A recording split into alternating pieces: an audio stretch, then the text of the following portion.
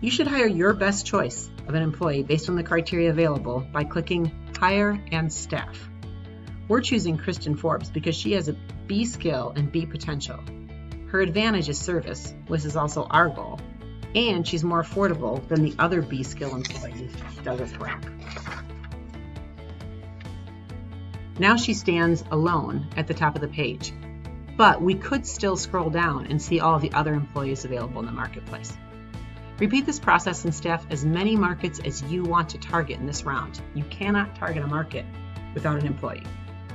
Click on Available Markets in the top bar and click Target on a market card to select it. In later rounds, you'll have more opportunity to do research and target additional markets, so there's no need to do more than a few in the first round, especially because it does cost you money. We're choosing to staff 2 markets right now, American Dreams and Kids in Cul-de-sacs. Notice at the top of each employee card, it tells me which market each one is working in. So Douglas Brock is working in Kids in Cul-de-sacs and Kristen Forbes is working in American Dreams. Once we click Done, we'll come to this screen next. You should pause for a minute and take note of the information that's available to you now.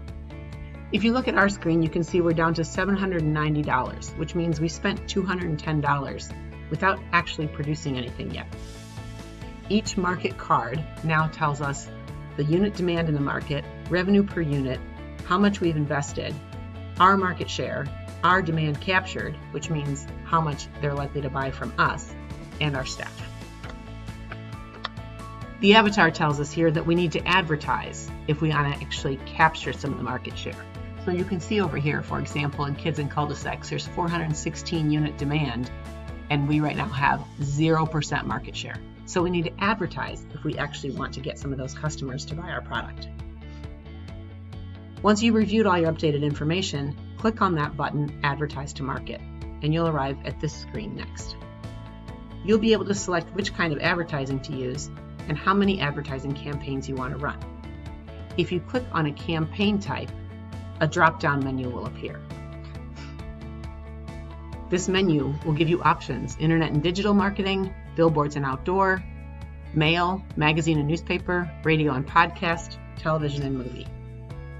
Think about advertising before you make any decisions. What kind of ads have you seen in each of these formats? Which ones are most effective?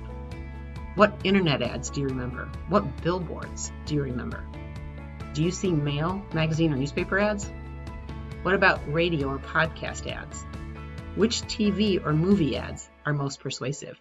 Think of those really expensive Super Bowl commercials.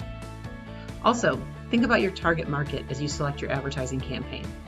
If you're advertising to people in a rural area, are they as likely to see billboards? Are older consumers as likely to be online? And where do teens get their information from? Pause now for a discussion on the role of advertising and an offline activity to design your own ad.